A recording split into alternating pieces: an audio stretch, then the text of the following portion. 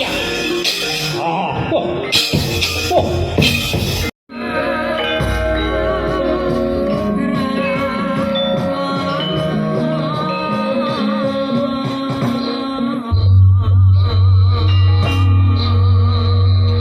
！leng-leng ramyuan ingkang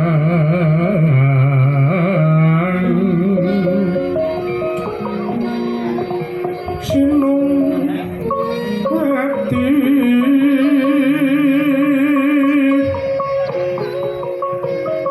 sinung ati jagat kinari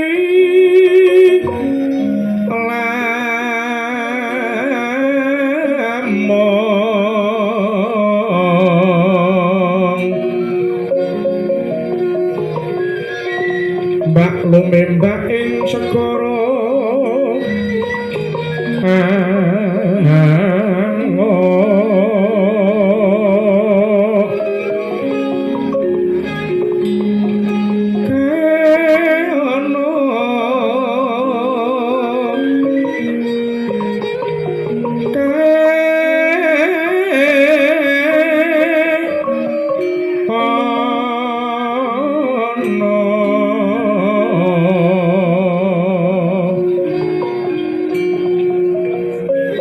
lumut ambregengan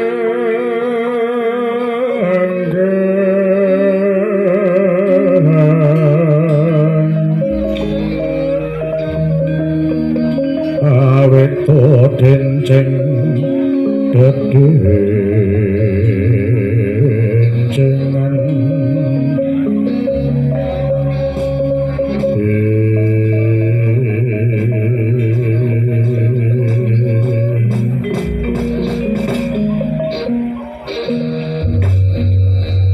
sampunan sakderengipun Koko Prabu anggen paduka katemben rawuh lan sampun sami pinanggih wilujeng monggo kaprayogakna kaskecakna rawuh paduka Kanjeng Koko Prabu Sri Bathara Kresna tuwin Kanjeng Koko Prabu Baladewa nuwun kawulunggun nggih Yai Samyaji suwanipun kakang boten sampun boten kiranging prayogi kok Yai malah kepara sampun cekap langkung saking cekap anggen paduka Yai Samyaji dalah para kadang kula Pandhawa anggenipun nyugata dumateng rawuhipun ingkang Raka Ndrawati dalah Mandura wae Yai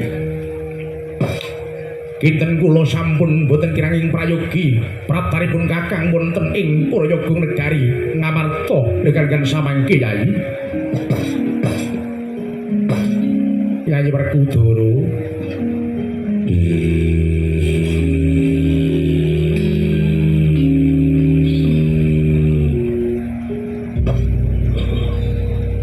punta marep kakangku kewi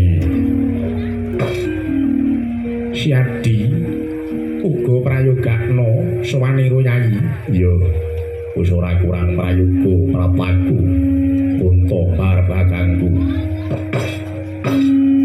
Yai Pamadya kula wonten pangendika ingkang ngadhawuh Koko Prabu apa wis ngaturke pangabekti sarta kawilujengan marang rawuhing Koko Prabu sakaloron nggih sampun Koko Prabu sampun sadèrèngipun paduka pinalak wonten ing kursi gading dampar kencana ambuka pasewakan kula wau syukur mangayu bagya Yai Kembar kula wonten dawuh Koko Prabu mara gage dikepenak nilu dhisik Yai pun kakang bakal imbal pangandikan kelawan Koko Prabu Mandura lan Koko Prabu Ndrawati. Nggih nggih manggaken nggih Koko Prabu manggaken Koko Prabu. Koko Prabu sasampunipun enggah-enggah prayogi monggo keparenga enggalo paringa dawuh bab menapa ingkang dados wigatosipun paduka rawuh wonten ing negari Ngamarta kepareng ingkang rayi namung saged junggo ninglingaken karna midhanget meruh dados pangandika paduka Kanjeng Koko Prabu Ndorowati tuwin Koko Prabu Mandura anjrak kang puspita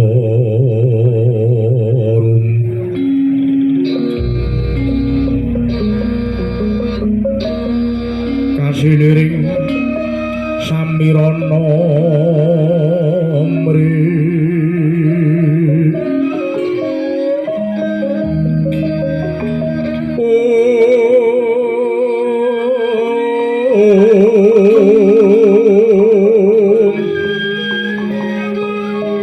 sekar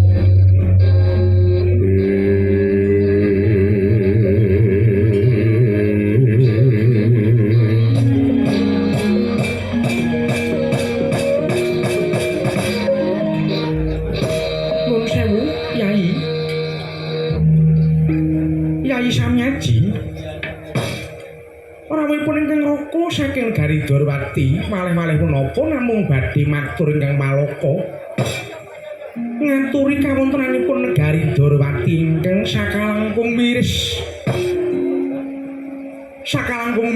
menawi katinju saking taun-taun kepengker katitik lumadening gesang para kawula ing negari Ndorowati menika sampun boten tinata Yai awit negari Dwaraka ketaman pegebluk Mayangkara ingkang nuwuhaken mapinten-pinten para kawula tuwin para nayaking praja Ndorowati sami kenging wujudipun suker sakit lan sakit kala wau sanget nganeh-nganehi menawi sakitipun sonten benjang-injang menika sampun tumapak ing seda menawi sakitipun injang sonten sampun dados layatan Yai mula saking menika ingkang Raka Ndorowati lajeng manungku puja smedi meminta mring nugraning Gusti ingkang Maha Agung sasampunipun menika Jawata maringi wujud wisik marang Kang Raka ingkang dumeling wonten ing Karna negari Dwarwati badhe mulya jati-jati kang satemah nirmala menawi sampun tinengganan wujud pusaka dalem kedaton negari Ngamarta pustaka Jamus Kalimasada mila cekak-cekapipun kepareng menika dinten Jimat Jamus Kalimasada badhe kula suwun badhe kula ampil kula boyong wonten negari Dwarwati nyeranani kedadosan ing mapan wonten negari Dwarwati Yayi Sang Baladewa Narapati Tuwe Nareswara Kresna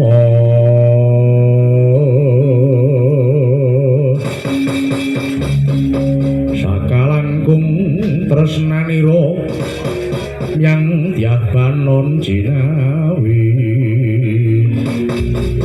Kadang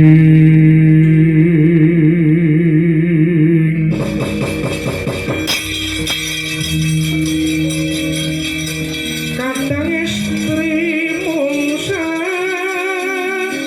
tunggil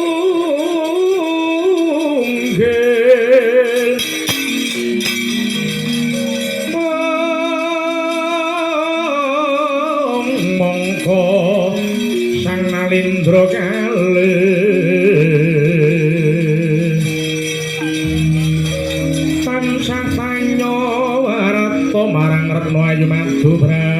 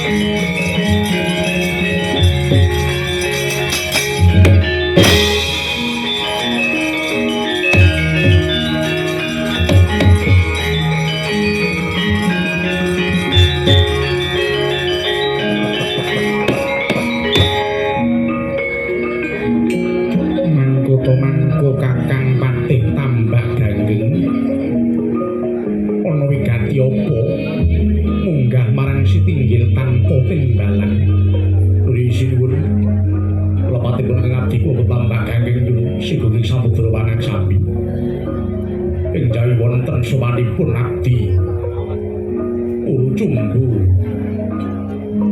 saking pecuk pacuki lan ugi saking Bringapus nenggih Petruk Kantong Bolong Tuwin Lurah Bagong ingkang nedya badhe swangabyantur paduka dipun parangaken menapa boten. Iya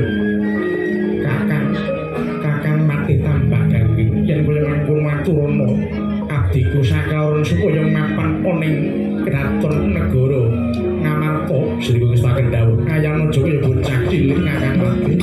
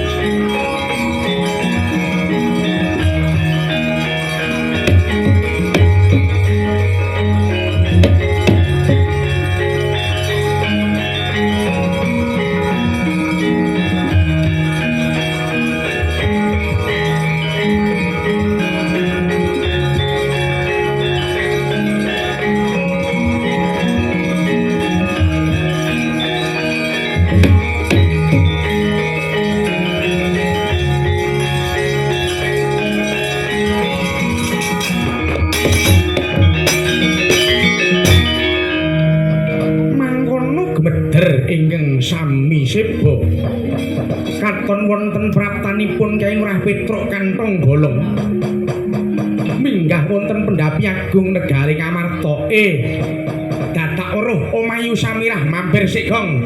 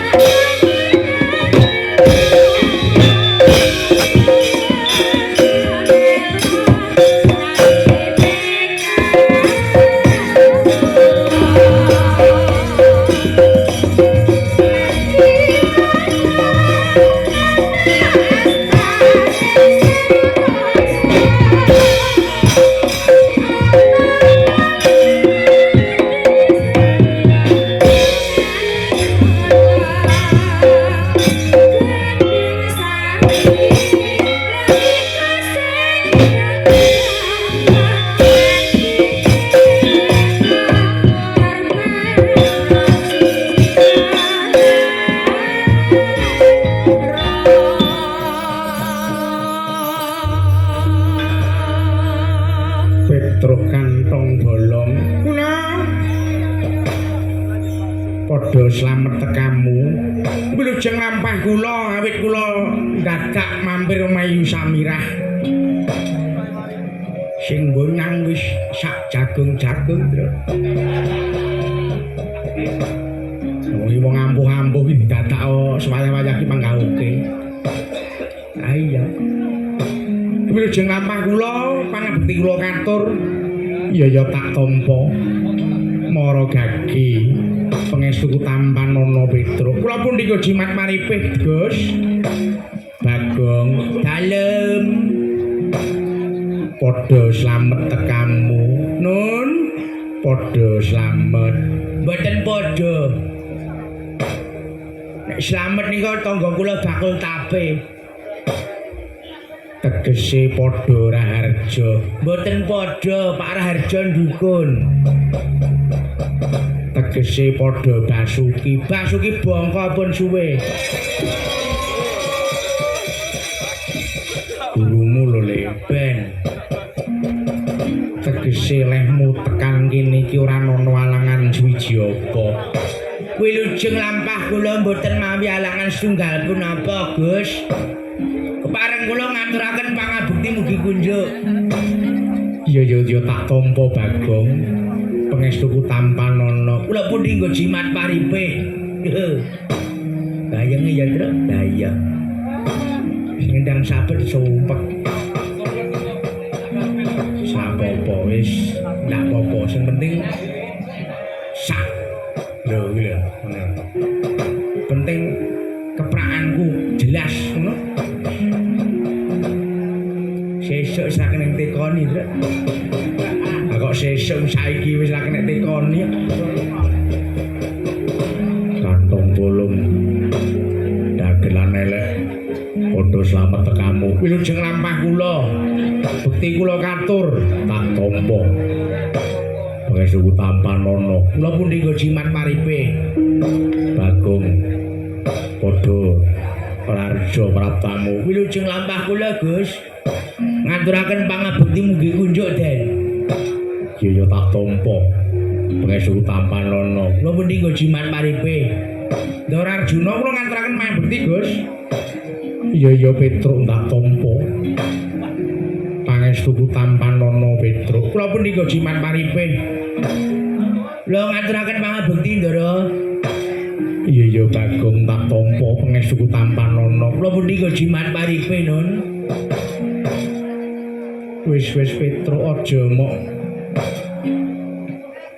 paring pangabekti kabeh ya Petruk nggih lho nek kabeh kula salami Ndara Kresna ya Petruk ngeten mawon Ndara Baladewa ya Petruk nggih pun kula teng mriki njanten riku Ndara Kembar ya Petruk ampun kula teng mriki mawon ya Petruk penakno ya Petruk sampun mboten kirang prayogi Nun mangko dhisik Petruk ana wigati apa praptamu kelawan adimu Bagong ingkang gumrujug tanpa larapan sajak mengkuwerdi sarta duweni tujuan ki saka karepmu dhewe apa pancen kowe dikongkon karo bapakmu Semar Petruk ngeten nggih Gus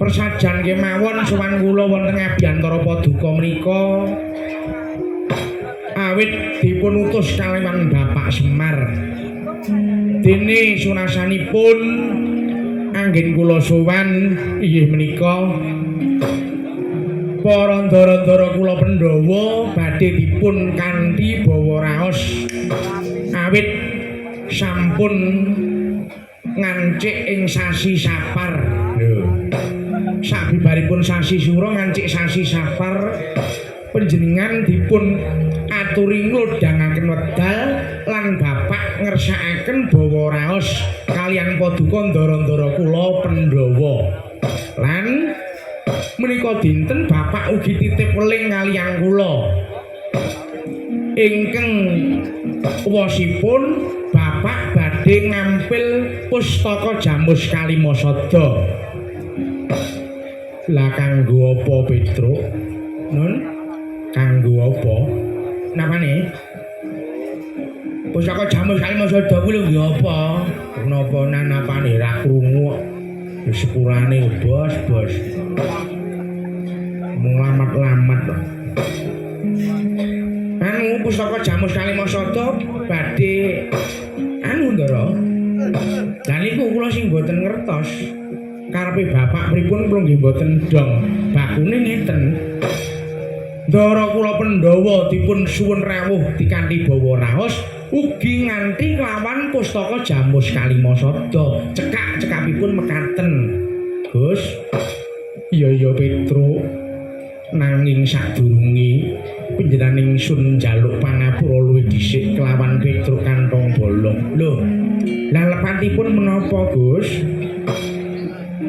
Merga katemben wae Kanjeng Koko Prabu Sri Bathara Kresna bakal ngampil pustaka jamus Kalimasada. Lho, pustaka jamus Kalimasada badhe dipun ampil Sinuwun Prabu Ndarawati. Lah kangge napa, Gus? Bakal diampil kaboyong marang negara Durawati nyranani negara Durawati nggone negara Dwaraka dinane iki ketaman pegebluk Mayangkara akeh lara lan uga larang sandang larang pangan Petruk. Waduh Gong Nun semelek le Syekh ngendikane Sinuwun Prabu Punta ngrungokke lemu oleh-olehi pengendikane Sinuwun Prabu Punta piye Gong nganu ngene kok nganu ngene piye to nganu ngene ni sapa apa ngene nganu ni sapa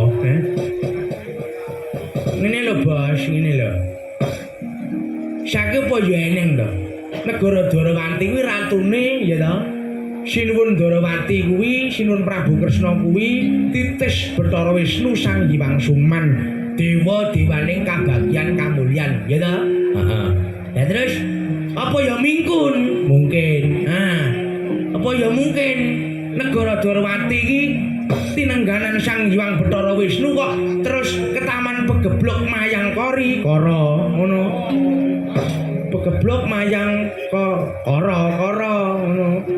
Nah, kan ya ora penak to ya. Iki kan umpama dirungokne kuping kan rada aneh ngono lho. Umpama iki dadi anomali apa meneh iki ngene lho. Nah, anomali apa meneh ngene lho. Nek angger ngene lho, piye? Cara kancaku ngene. Tabuhan ora patek penak ndak masalah pokoke sindene cocok ae ngono kuwi. Pokoke kancaku sing ngarone anggere sindene cocok poy. Ayo. Saiki lho dipikir ngono lho lah, nggih sinuwun niki. Yen kula raos-raosaken kok leres ngendikane cara lambene Bagong niku. Aku cara kepiye Petruk? Lah nggih saniki monggo to dipun penggalih. Ing atase negara Dwarawati niku nalindranipun Sinuwun Prabu Kresna titis Bathara Wisnu. Lho, kok ya ana negara kang tinungganan dening pukulan Bathara Wisnu dene negarane kok keterak pegeblok. Lah kula sik krungu iki kok kula kok nembe mireng menika Dwarawati kok keterak pegeblok niku lho. Dari aneh to. Mila saking menika lah aturipun Bapak Semar. Aja nyawang bleger, Truk. Aja nyawang bleger, merga bleger kuwi mau bisa penjang maning setan utawa iblis ingkang bakal nggura nggodha menungsa.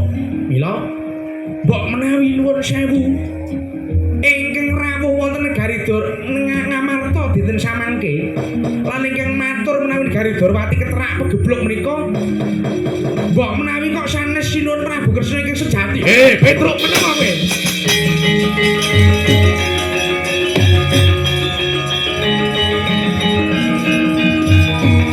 Panos maning jangan.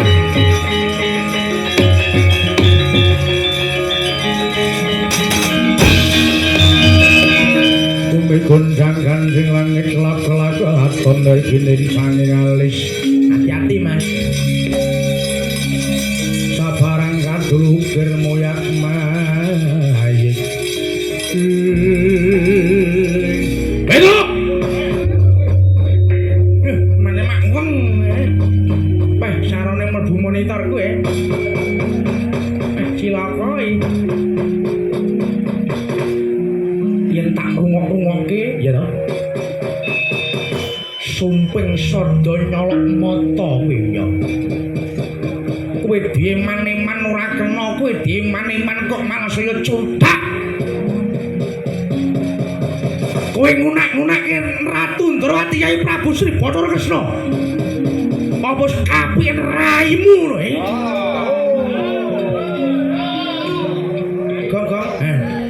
Raiku ndi, Gong? Gong, lah kuwi raimu masaki lho kok. Oh iki, Ding. Apa rumasamu kowe kuwi sapi-apike menungso ngono? Kowe apa ora ngira? Apa ning omahmu ora ning kaca pengiran apa ning omahmu ora ning Banjbling? Kowe iki wong cilik oklak-klik, lungguh mumpung diklik, dimar mumpung kublek. Aduh, apa iki? Dene kowe wani nguman-uman Yai Prabu Sri Ndrawati, Yai Prabu Sri Bathara Kresna, Ratu Ndrawati Nalendra Gong Binathara. Ora sak derajat karo kowe. Oh, ngirin sabar. Sabar.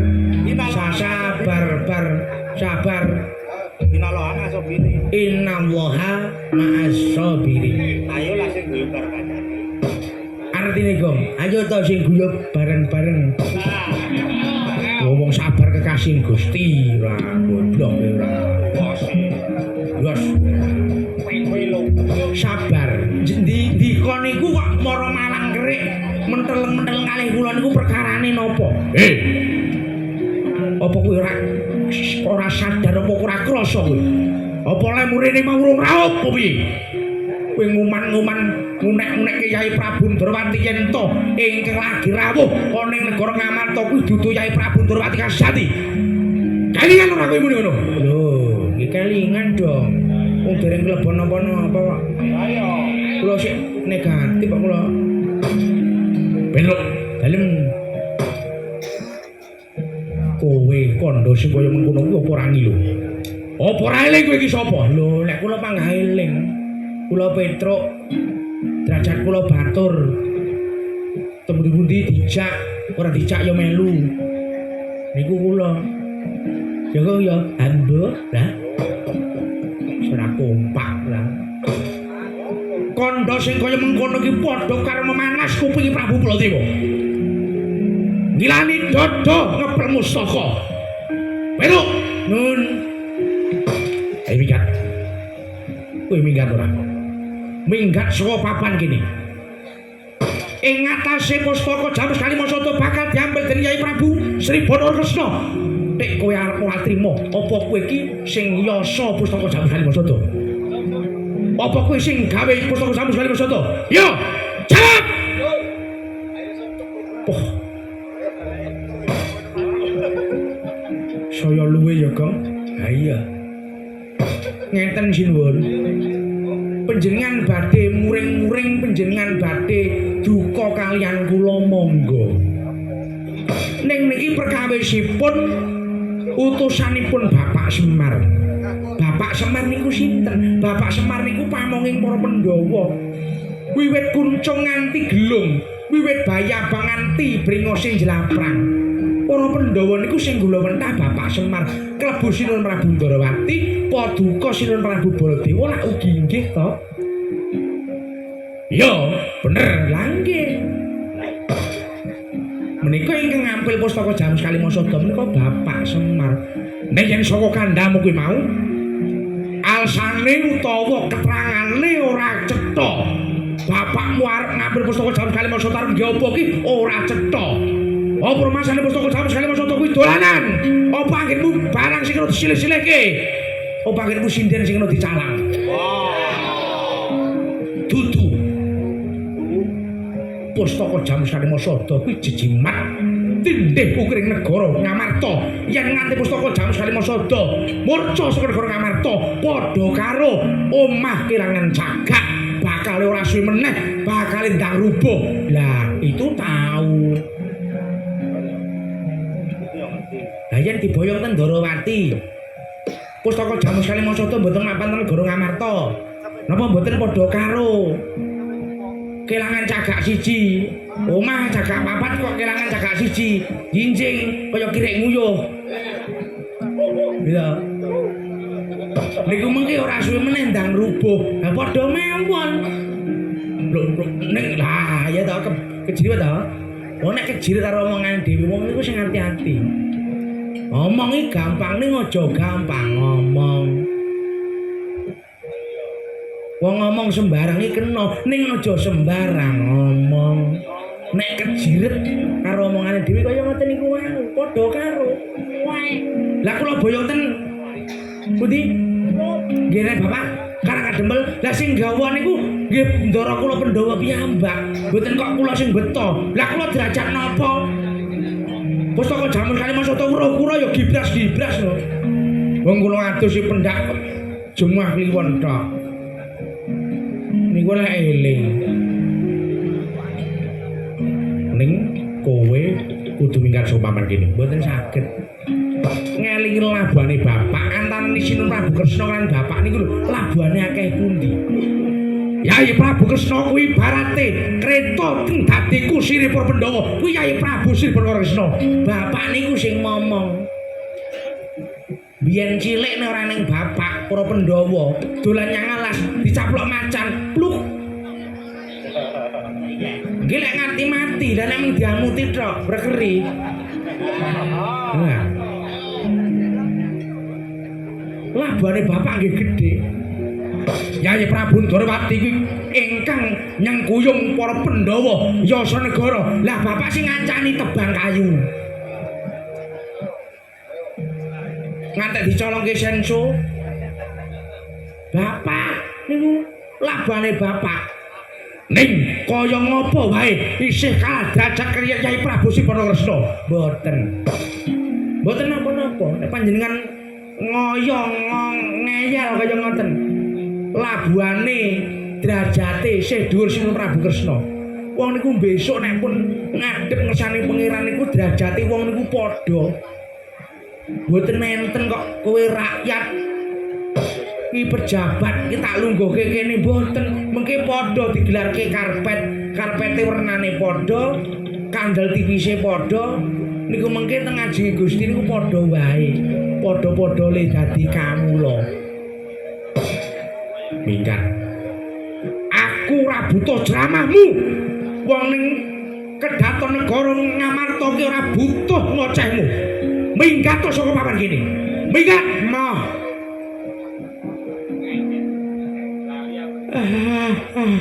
Ya. Malah hangop. Minggat. Boten. Minggat boten. Kowe ra nyawang. Iki sapa? Iki sapa? Lho, lali. Lah karo awake dhewe lali kok ngono budal. Lah ngono gawa bojone ora ditinggal. Bareng wis ngalih, lho bojoku keri. Lho. Kok ya kaya Bagong niki. Alah, aku lunga-lunga lali lek ndek bojo. Santai wae. Sapa nganggur tak cangking. Wandamu lah. Ayo piye? Kuwi ana ora gelem metu saka daton kene. Bakal tak rudo mari meksa. Lho, ora iso no padha dayoe. Panjenengan tamu kula dayo. Hei metu njaba, wegah. Ya kok ya. Lah iya, penak metu jero kan metu njaba. Rugi no kacek 150 pangga metu jero.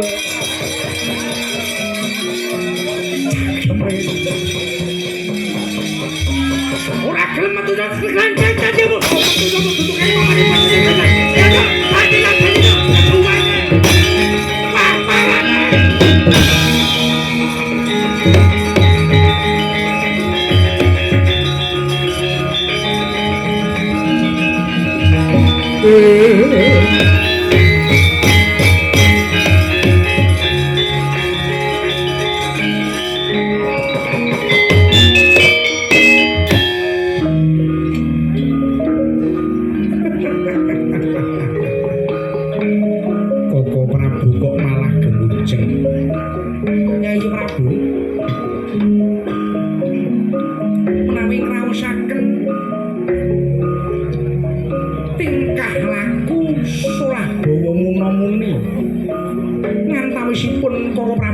Baladewa tuwin Punakawan Petruk tuwin Bagong kula mau malah kaya dagelan